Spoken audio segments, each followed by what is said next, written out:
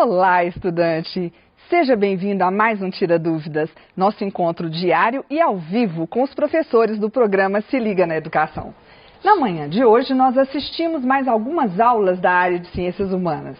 Respeitando o distanciamento social, teremos apenas 2 professores por bloco. Nesse primeiro bloco, estão aqui comigo o professor Antônio Ferreira, de Geografia, e a professora Maria Dirce, de História, Didi.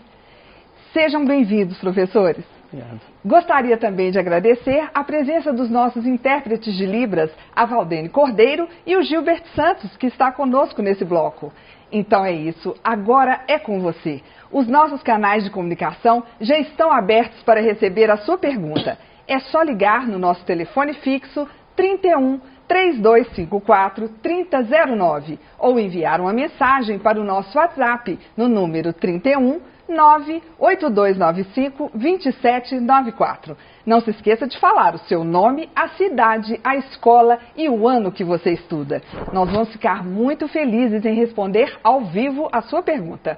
Lembrando que a programação completa do Se Liga na Educação está no nosso site, no endereço que aparece agora na sua tela. Enquanto você envia suas perguntas, nós vamos relembrar os temas das aulas de hoje. Professor Antônio, tudo bom? Tudo bem. Diga para nós quais foram os temas abordados nas suas aulas hoje. Ok. Primeiro, bom dia a todos, tá? Bom dia, alunos. Bom, hoje tivemos um monte de aula de geografia, que é sensacional. Tá? Tivemos aula no 6º, 7º e 8º ano, onde no 6º ano falamos sobre as representações do espaço geográfico, né? Como podemos observar o espaço geográfico através de diferentes maneiras. No 7º ano, falamos sobre os conceitos de região e regionalização e utilizamos esses conceitos para entender como que o espaço brasileiro é organizado, pode ser organizado. Falamos também no 8º ano sobre os movimentos sociais que acontecem na América Latina, que é importante para os estudos sociais e o estudo como que a população e as pessoas veem a organização política desse continente. E, por fim, no 9º ano, conhecemos as características da população do continente europeu, asiático e da Oceania. Ótimo. E em História, professora Didi, quais foram os conteúdos abordados? Sim, bom dia a todos, professores, alunos. Bom, a gente trabalhou dois anos, né, o 4º e o 5º ano, tá?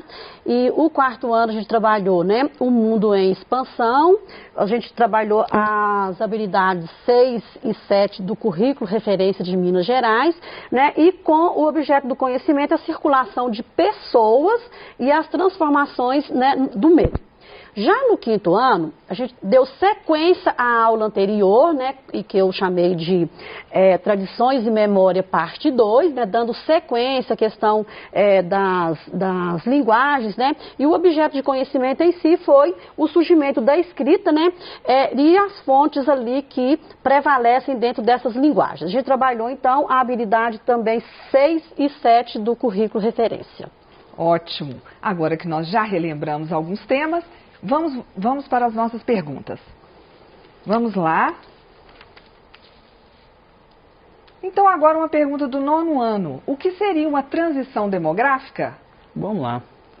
Transição demográfica é um conceito dos estudos demográficos e que busca compreender como que ocorre a transformação ou a mudança de quantidade de pessoas dentro de uma sociedade.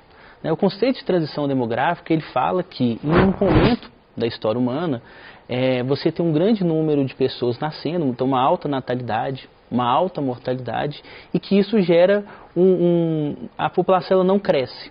Mas a partir do momento que ocorre uma mudança populacional, ou seja, melhora as condições de vida, você tem uma diminuição dessa mortalidade e uma permanência da alta natalidade. O que resulta nisso? Resulta que a população vai crescer. Então a transição demográfica fala disso, fala desse crescimento populacional a partir dos dados, a partir da observação da melhora na qualidade de vida e da mudança que a indústria e o processo de urbanização traz para a população ao longo do tempo. Entendido. Vamos para a próxima.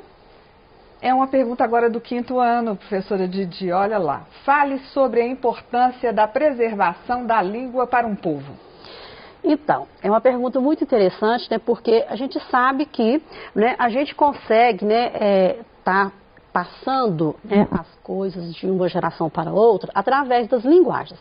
Aí, quando a linguagem, né, ela é apenas oral, né, ela ainda não tem a escrita, ela, às vezes, se ela deixa de existir, ela vai deixar de contar a história, né, desse povo, tá? Aí, assim, né, lá na nossa aula, a gente trabalhou mostrando que, né, aqui no Brasil, né, antes da chegada dos colonizadores, a gente tinha aqui mais ou menos 1.500 línguas faladas entre os povos indígenas que aqui viviam. Com o passar do tempo, né, essas línguas foram sendo extintas por falta mesmo de escrita, de registro, tá? E hoje fala-se que a gente tem por volta de 180 línguas só entre, né, os indígenas que ainda praticam a língua de origem mesmo. Mas tem os dados da Unesco, né, que deixa a gente muito triste, que o Brasil é o terceiro no ranking, né, com mais línguas que estão em fase de extinção. E a gente gosta muito de falar, nós historiadores, né, que um povo, né, que não tem uma linguagem, que perdeu, né, essas línguas, né, um povo sem história é um povo sem memória. Então, se ela não é registrada, fica difícil, né, passar isso, né, as tradições, né, de geração para geração. E isso significa o quê? Né, que a gente está deixando de estar preservando a memória desse povo, né, é muito interessante, que deu origem ao Brasil de hoje. Tá? Ok. Agora, uma pergunta do 6º ano, professor Antônio. Por que existem diferentes formas de representar a superfície terrestre? Vamos lá. Existem diferentes formas de representar a superfície terrestre. Primeiro que a superfície terrestre ela apresenta diferentes fenômenos. Fenômenos humanos, climáticos, né, aqui como exemplo. E essas diferentes formas de representar, então, buscam demonstrar como que a superfície terrestre pode ter, né, padrões diferentes. Além disso, representar de maneiras diferentes também vai poder demonstrar para as pessoas, para os alunos, que existem pontos de vista diferentes de acordo com o fenômeno.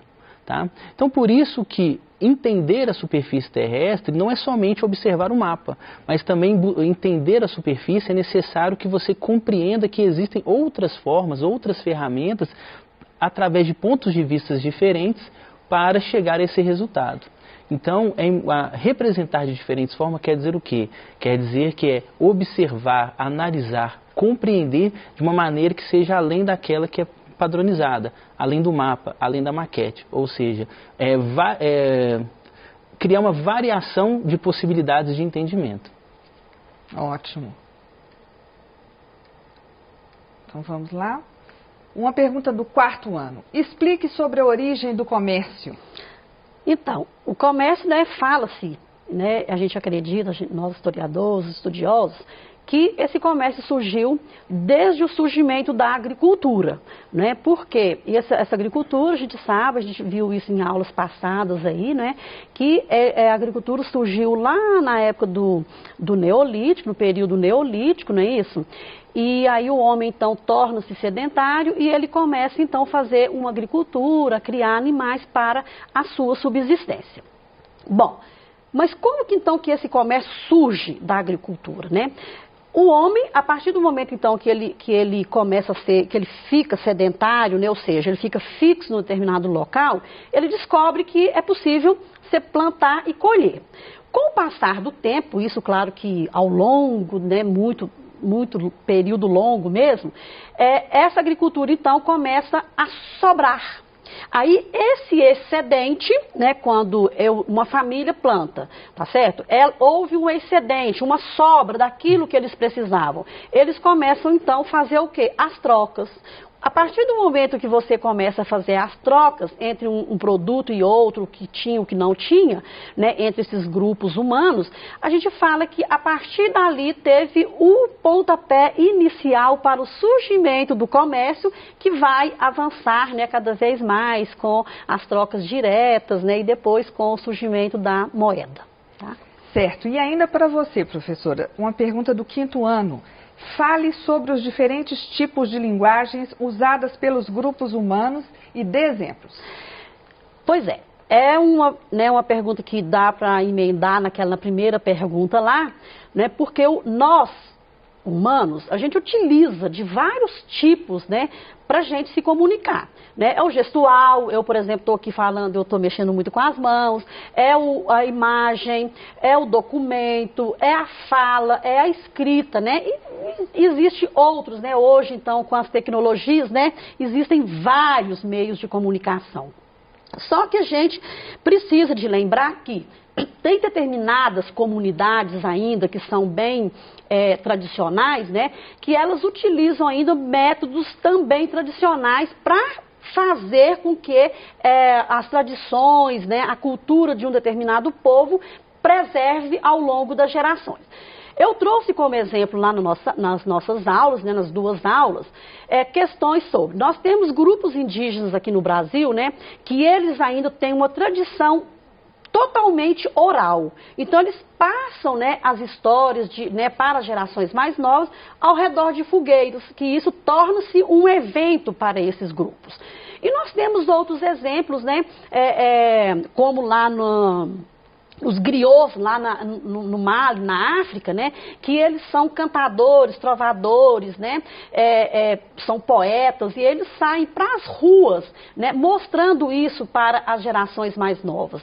E além dessa questão, né, deles serem trovadores, cantores, músicos, eles também gostam muito de passar as tradições medicinais, né, porque aí eles ensinam para os mais novos a questão das plantas, da alimentação, que tudo isso ajuda em quê? Na sobrevivência desses grupos tradicionais, tá?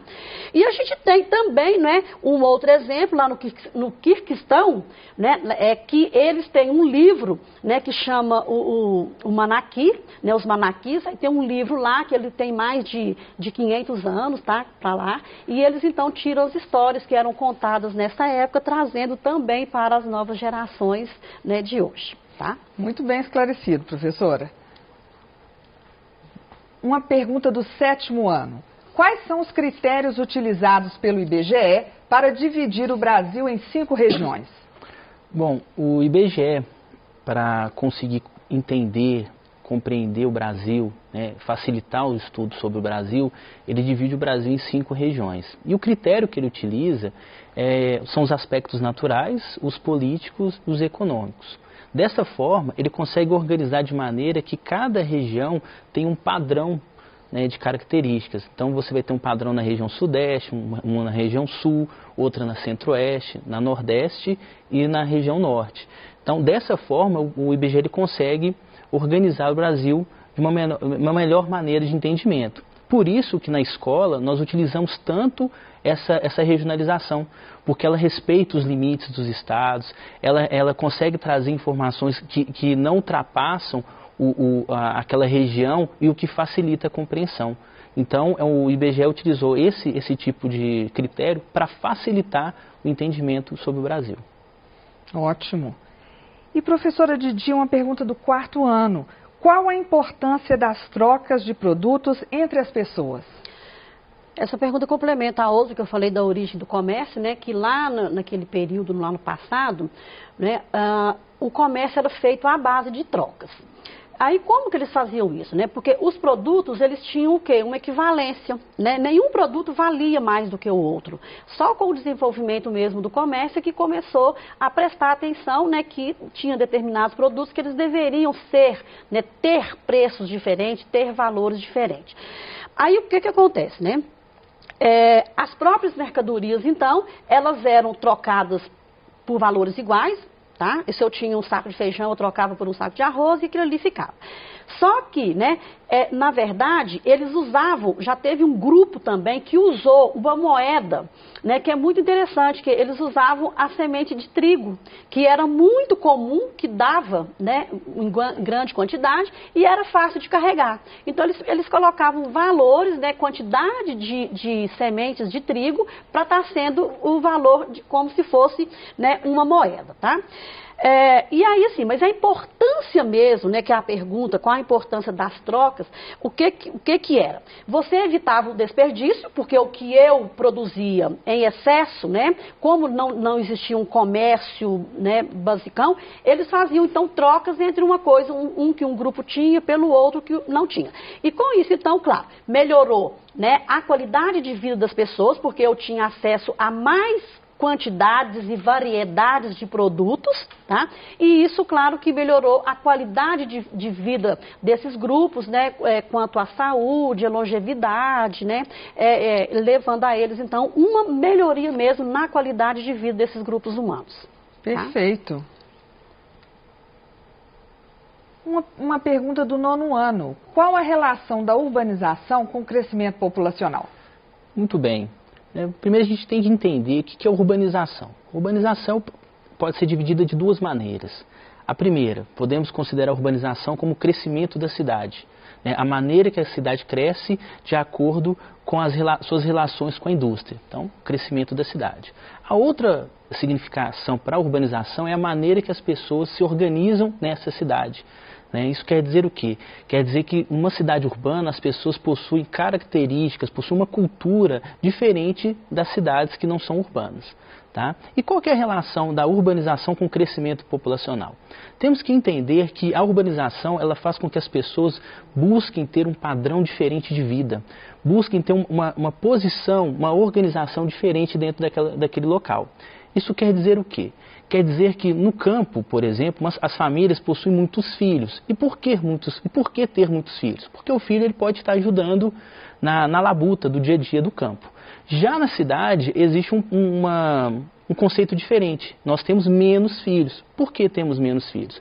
Porque aqui o custo de vida é mais alto, porque que exige-se que todos os membros da família trabalhem, porque nós não produzimos nosso alimento, então é necessário que haja o trabalho. Então o resultado da urbanização é que é o quê? Que haja uma transformação. Isso reflete diretamente no crescimento populacional. Por quê? Quando uma população tem uma característica muito do setor primário, muito da agricultura, a população tende a crescer. Mas à medida que essa população vai se urbanizando, ela vai se modificando, a tendência é que ela vai fazendo o quê? Vai diminuindo. Mas não é diminuir no aspecto menos pessoas. Na verdade, o termo correto, ela vai desacelerando. Ou seja, antes as famílias tinham uma média de 6, 7, 8 filhos, aí começa a diminuir para 4, 3, e hoje chegam na média brasileira, que é 1 a 2 filhos por família. Então a urbanização ela traz essa transformação quando nós estamos falando em crescimento populacional. Antônio, interessante, né? Porque você está com um exemplo vivo aqui da minha pessoa, né? Porque eu sou da década de 60, né? Nasci no interior, em fazenda, e realmente meu pai, nós somos 8 irmãos, e era aquele intuito mesmo, tá? De ter trabalho, né? Sabe assim, ajudantes lá no trabalho da roça, né? Porque não tinha essa questão hoje de trabalho mecanizado, era tudo manual. E a gente, né? Eu trabalhei muito em fazenda até que fui salva, né? Eu, minhas irmãs também. Eu falo que a gente foi salvas, né? Porque a gente mudou ainda adolescente para a cidade e tivemos a oportunidade de todos nós estudarmos e formarmos, tá? Interessante. E completando, e é interessante a sua fala, porque o Brasil, da década de 60 para cá, ele se urbanizou muito rápido. Uhum. Foi um processo muito rápido, onde as pessoas misturaram, né, urbanização com o campo chegou através do êxodo rural, e por causa desse processo, hoje nós podemos ter essa troca.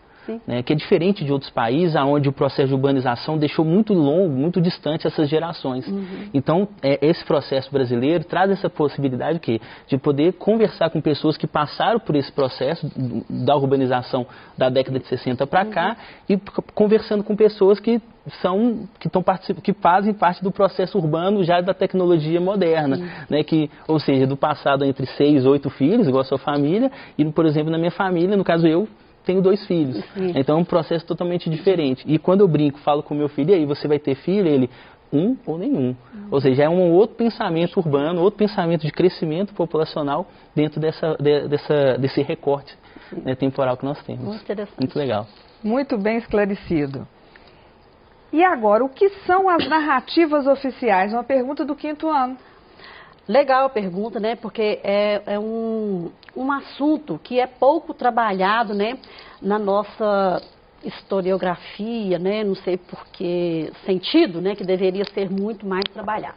Mas o que a gente entende por uma narrativa oficial?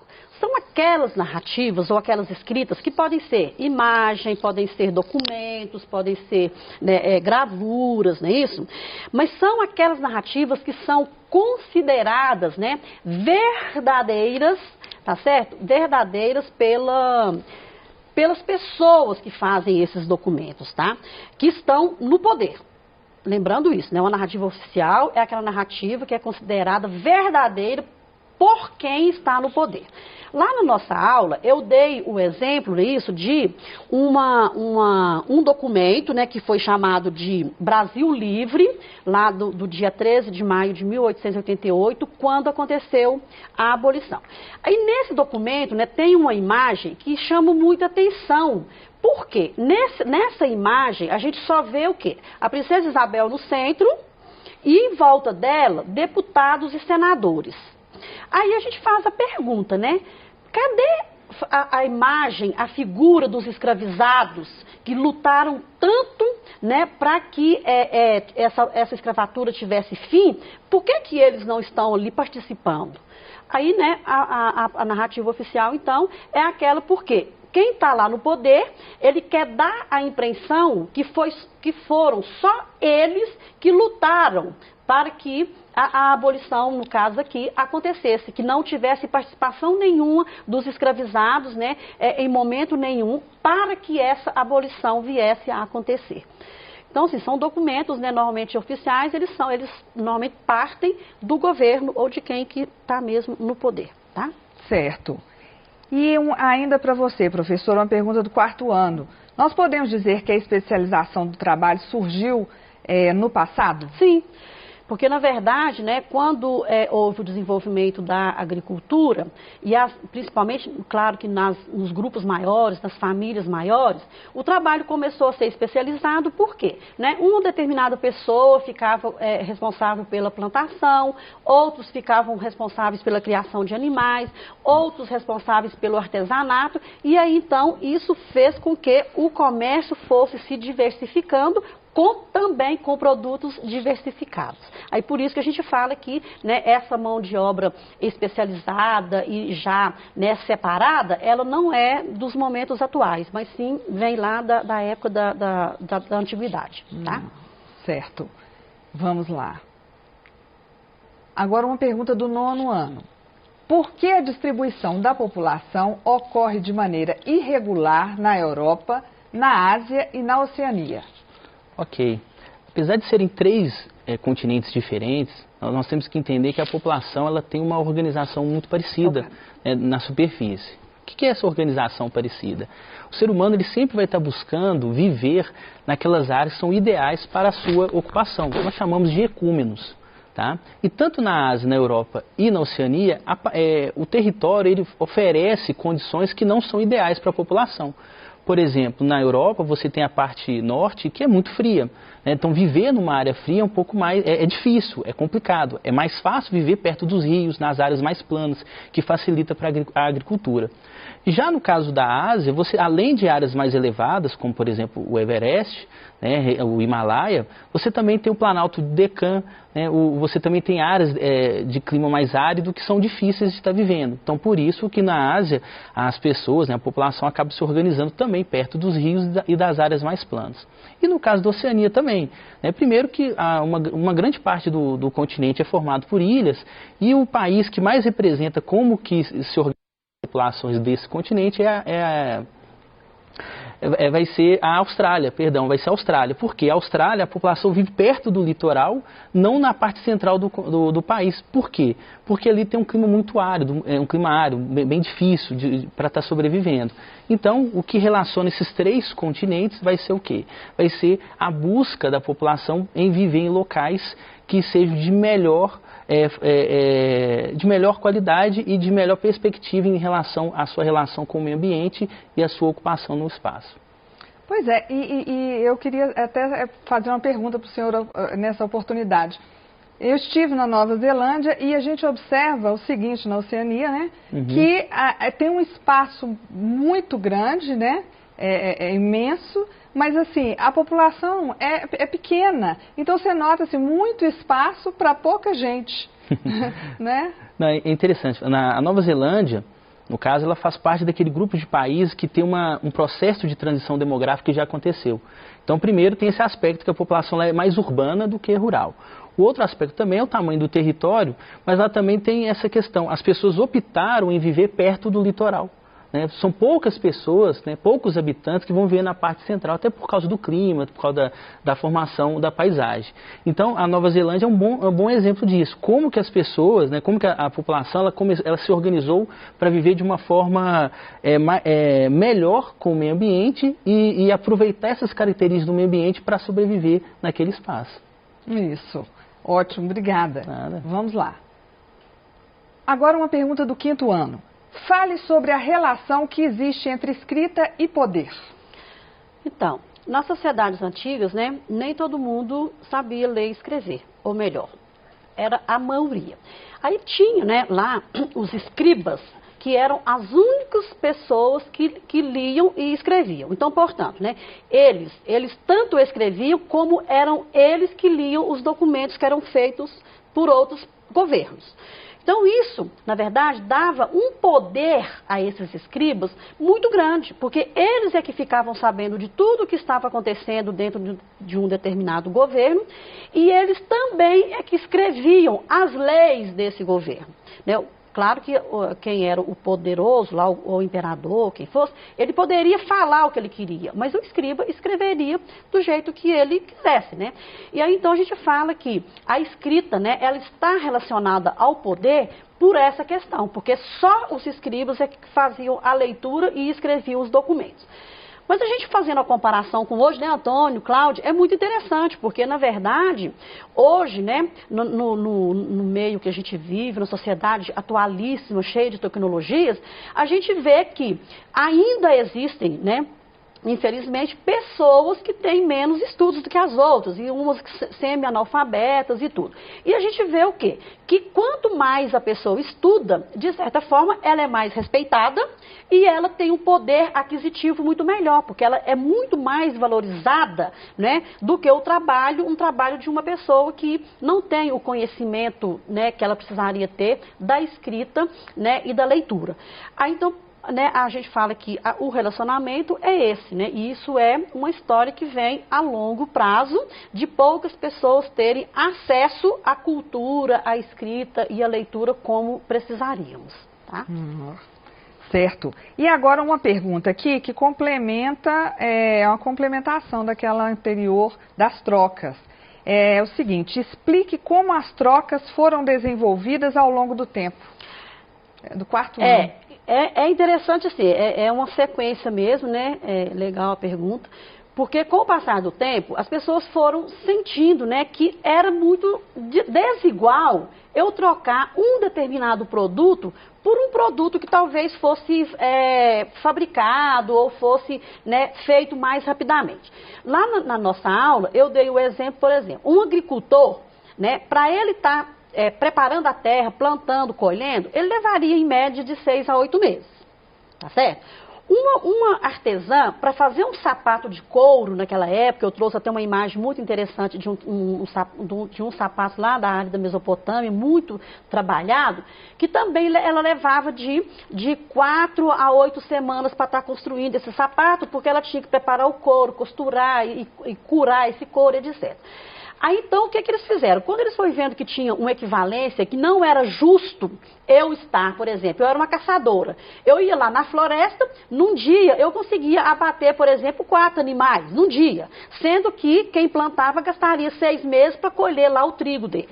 Aí eles começaram a perceber isso, então, e começou a contrabalancear, né? Eu, por exemplo, para eu conseguir um saco de trigo, eu teria que estar dando em troca, por exemplo, eu teria que estar dando em troca 4 animais que eu abatesse naquele dia, tá certo?